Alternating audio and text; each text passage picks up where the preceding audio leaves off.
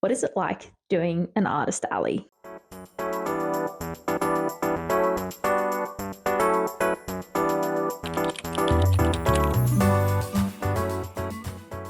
To put it in simplest terms, it's busy. Now, I am going to break this down, but if you are looking at doing artist alleys or doing makers markets or anything similar where you have a table and you're selling your art, I do want to fair warn you that it is very busy and that it is a lot of work. I want to talk about my experience at WAFF 2025. To kind of add context to this video, I will say that this is a 3-day event that I did have to travel across the country for. So this won't apply necessarily to local markets or small markets. It's probably not going to be as useful for people who are maybe interested in doing like farmers markets or artist markets at your local like club or RSL, things like that. This is a event that I did that is a 3-day long convention specifically for furries, so it's more that sort of vibe. Something akin to doing like a Comic-Con or anime convention, or like I said, FurryCon. Travel. That is step number 1. Of course, like I said, this was an event that I had to travel across the country for. I live in Newcastle. If you live in Newcastle, you know that traveling around the country can be a little bit difficult when you live here. Reason being, our airport, even though we just opened a international terminal, doesn't actually fly kind of anywhere useful. What I mean by this is you can get to Melbourne and Brisbane pretty consistently. Anywhere else, good luck. Now, I will say there are some rural flights if you need to go rural New South Wales, but if you're looking to get to Adelaide, Darwin, Perth, or anywhere that isn't Brisbane and Melbourne, good luck. As such, often I am forced to opt to fly through Sydney because it is the easiest, most convenient, and actually has flights to locations I need to get to. WAFF, obviously being West Australian Fur Fest, is held in Western Australia, in Perth, Fremantle. Now, this means waking up at 4 a.m. to catch a train down to Sydney, which is about 3-ish hours, and then getting on a 5-hour flight to Perth. This means that my travel day is very long. This also means that for events, my time frame is a lot longer. I have to include a day or two for travel, depending on how I'm traveling. Now, I do have a preference for red eyes. I do kind of appreciate being able to just sleep on the plane and be up and ready to go when the plane lands and have a whole day ahead to travel to where I need to be, whether that be traveling to a hotel, convention space, or on the way back. Since I do have to fly through Sydney so often, it is nice to land at Sydney at 6-7 a.m. in the morning and not have to stress about, oh God, I've got to like run to the next train or I might miss it and I'll be stuck in Sydney for a night. Unfortunately, this time round, that wasn't an option, so we flew out at 7 a.m. to land around noon WA time. Now, this did kind of work out because it meant that I had time to rest and recoup. Small update with me, I have an injured back, so I am currently stuck using my cane. And when you are a cane user and you are trying to also lug around a 25-kilo bag, it takes a lot of time, and having that extra time once we landed to kind of wake up.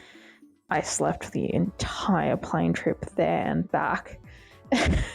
To wake up, get myself ready and take my time was really, really awesome, especially since sitting with a herniated disc and the other problems with my back hurts. So I was in a fair amount of pain, and having that extra time was wonderful. For me, travel day is also often setup day. I try to compress my events as much as I can because this isn't my full-time job. I do have another actual job that I work, and that is my primary source of income. As such, I don't want to take too much time off because I'm not going to get paid for that time off. So for me, I flew in Wednesday, like I said, landed noon, got to the hotel around 2-3 p.m.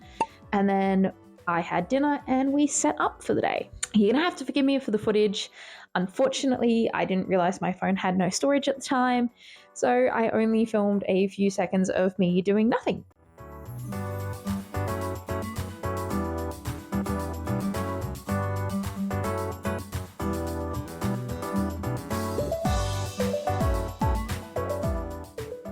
But normally that is first thing, travel and setup. Now, some people do like to travel the day before. If you like giving yourself even more time, absolutely go ahead and do that.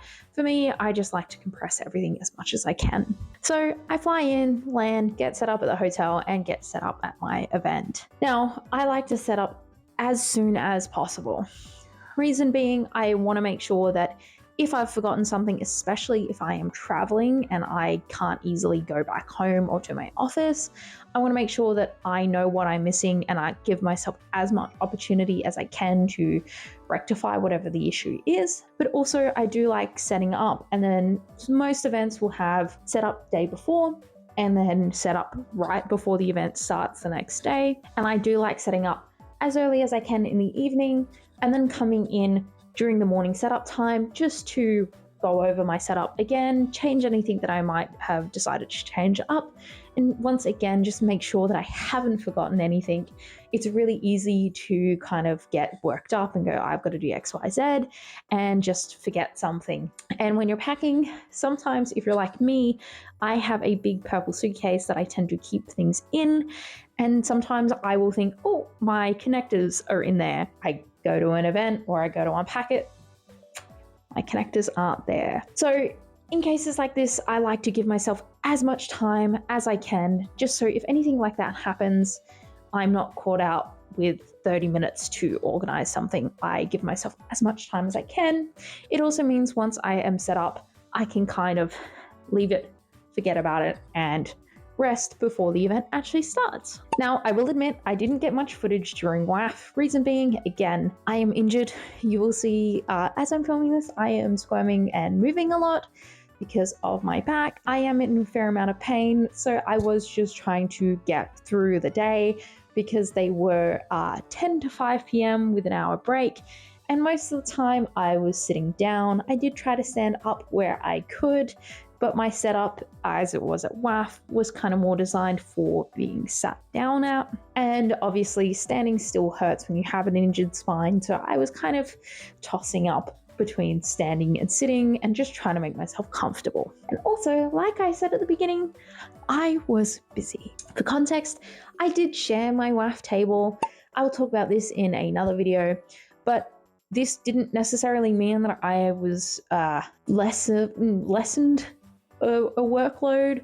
I still was doing as much as I would have done at any other event. So for me, it was all day sitting at the table, being the one manning the table, helping my table partner where possible, also doing my own table stuff. I was offering table commissions, so I was doing art the whole time as well as doing sales. And of course, you kind of get distracted when you're talking with friends and other artists and things, and you forget to film. But no, when you are doing a 3-day event, now I will say this is my first 3-day event, it is very, very busy. And this was also my first furry event, and oh my god, furries go hard. They go hard. So I was selling a lot. I had a lot of questions. People were very interested in getting table sketches. So I was just kind of everywhere. And filming was not something that was in the forefront. Unfortunately, because I was so busy, by the time that the dealer's den closed, I was like, I don't want to socialize. I don't want to do anything but roll around in my bed and have a nice hot tub moment. Because yes, my hotel did have a hot tub. Thank God. So I didn't actually film pretty much anything at WAFF, unfortunately. I did update every day for what my table looks like because it was slowly getting stripped bare. I will say I did not bring enough stock for WAFF. So if you are preparing to do an event, bring more stock than you think you need. Now, I will say I brought a ton of prints. They didn't sell. I think I sold one, and then I had a few that were pickups, and that was it. But I did not bring enough clocks. They were really popular, and I think I only brought 4, and they sold out immediately, and then people were asking about them all weekend. I sold out of most of the designs of my species pins. So if you are planning on doing an artist alley, bring more stock than you think you need. Don't bring too much, But if you think that you're going to sell maybe like 5 items of something, maybe just bring a few more just in case. Now, I will say I was trying to cut back as much as I could because I was flying such a long distance and luggage is expensive. I was also flying with my partner, so my luggage was also split between my stuff and his stuff. So that was another factor. But definitely something learned, lesson learned, bring more stock than you think you need because you will need it, especially if it is acrylic or something unique. People will buy it and then you will sit there all weekend going, I am so sorry, I actually don't have any.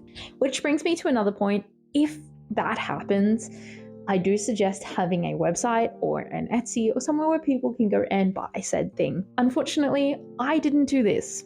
And it's something that I wish that I did, because then say I sold out of a species pin and someone said like, hey, do you have any? I could go, no, but I do actually have it online. So if you want to order it, I'll be able to ship that out when I get home. Unfortunately, I didn't do this because I wasn't sure how popular they were going to be. Turns out they were way too popular. And yeah, I wish that I had an alternative. So if you do want to do an artist alley, I would definitely recommend having an online site or somewhere where people can like go to after the event. If you have all of your stock and you sell out of literally your entire stock of said item, you can always go, hey, it's out of stock at the moment, but if you follow my Etsy, I'll restock in XYZ. And that just gives people an opportunity to, one, go check out your socials and your website and maybe make a purchase over there of something else, but also if they really want an item, that they can go back and purchase from you. But yes, artist alleys are very busy, and it turns out that if you are a furry like me, say hello to little me, then yeah, they go hard. And you will be super, super busy. For most of the days, I legit just spent my time at the den, got my lunch, got my dinner, slept. And that was pretty much all that I had energy for. Now, Pack Down was a little bit easier. I didn't film it because at this point I had been 3 days in and I was ready to go home. I also, like I said, I like to compress my travel times as much as possible. So I was leaving at 3 in the morning the next day. Dealers then closed at 5 p.m. We had until 8 p.m. to finish packing, and I just was very much like, I want to pack everything up, get dinner, go to bed so that I can be up at 3 a.m. to go. I was just straight up speed running my pack down. I did not want to be there anymore. As much as I love the artist alley, I just was very much ready to go. And I do recommend this, that if you are preparing to do an artist alley, practice like dismantling your setup, because at my last event in Brisbane, I do believe we only had an hour to pack down. At that event, I had a whole table to myself with no help. It was only me. And like I said, I'm chronically ill and disabled, so things can take me a little bit more time sometimes. And I will say, practice unpacking. Thank God WAFF gave us a lot of time to organize and pack down, but some events only have the event hall for a set amount of time, so they will go, you have 60 minutes, go as fast as you can. So practice packing down. Part of this, I will also say, keep everything organized. The more you can keep your stock organized, the easier it's going to be. On the last day of WAFF, it was pretty quiet, so I decided that I was going to organize everything as much as I could. I put things in my suitcase in an order in which, one, I could kind of just pack it up and I was ready to go, and two, I could still easily find things for when the people did make purchases. So definitely keep things organized. It is really easy, especially over multi-day events, to kind of spread out and not realize the mess that you have made. But if you keep everything organized in neat piles or in boxes, however you want to do it, it makes your life so much easier, especially at the end when you have to pack down. It is so nice to be able to just go, awesome, I just need to take things off the display, put them in whatever box or suitcase or however you're doing it, and be done with it. So practice, one, cleanliness / tidiness, and practice taking your thing down just in case you end up at an event that has a very small pack down window. I will say, being a 3-day event, this was my biggest market I have ever done. I do think that I would have earned more if I wasn't splitting a table. Again, I'll talk about that in a different video, but I made about $2,500 across 3 days. I will say that this is post fees from Square. I don't like to charge customers a surcharge. It's honestly up to preference. I just take that brunt. So that is post Square fees, and it was about 2,400-ish. So that kind of covered most of my costs. That covered my flights across the country, which is expensive as hell. That covered my table fee and my hotel fee. So I broke even and then some. Now I will admit that because this is a home event, I did splurge a bit more on, say, my ticket and perhaps spent $400 instead of $150 on a ticket. So I won't say I broke fully even on it, because this was an event for me to attend as much as it was for me to vend at. But if you are going to vend at an event, go for the cheapest options, even if that means flying Jetstar. I know it sucks, but you will thank yourself when you do the math at the end and realize that you have turned a profit, because that is the goal of Artist Alley. It is to make money and to turn a profit. For me in particular, it's hard for me to say at an event like WAFF if I did turn a profit, because I was not only paying for myself, but someone else. And like I said, I did want to attend as a sponsor, so I did pay extra, whereas I could have, saved an extra $300. And I was, like I said, paid for my partner's ticket, I paid for his hotel, and I paid for his flight. So I was kind of paying for other people. So it's hard to do that math. I do recommend keeping a track of how much you're spending at the event and how much you're spending on manufacturing, so that you can figure out whether or not this is something that is profitable for you. I'm looking at doing that a lot more consciously at my next event, which is Tassie Pop Culture Market, because I want to see if I can make it a little bit more profitable, since again, I am still very new to the Artist Alley space. I just kind of, for the last 12 months, wanted to get a bit more comfortable in the space and learn how it all functions. And I was willing to spend a little bit extra money and not necessarily turn a profit for the experience. But in my next event, since I am now a little bit more versed and I've done a variety of events now, I am looking at doing, cheapest options, going bare minimum, so that I can actually turn a profit and not just, spend money for the sake of spending money. But that is a little bit about my Artist Alley experience. Let me know down below, do you have any little tips, tricks, or little life hacks? Because Lord, do I need them. I do love Artist Alleys, and I am planning on continuing them. And like I just said, I do want to turn them into something that is profitable and not so much like a working holiday as they have been for me. So if you have any advice for that, please let me know down below. Let me know if you found my advice helpful. Like I said, I am new to this, so these are things that I am just learning on the fly. And like I've said previously in other videos, this channel is just to share my experience and honestly to keep a track of my growth as an artist. Now, I will be doing a video more kind of rounded about WAFF specifically and things that I did there. Now, like I said, I didn't really do that much. Sorry. I just was unexpectedly injured the week before I went, so it kind of was like, oh, bad timing. God does not love me today. As always, I love you all, and I'll see you in the next one.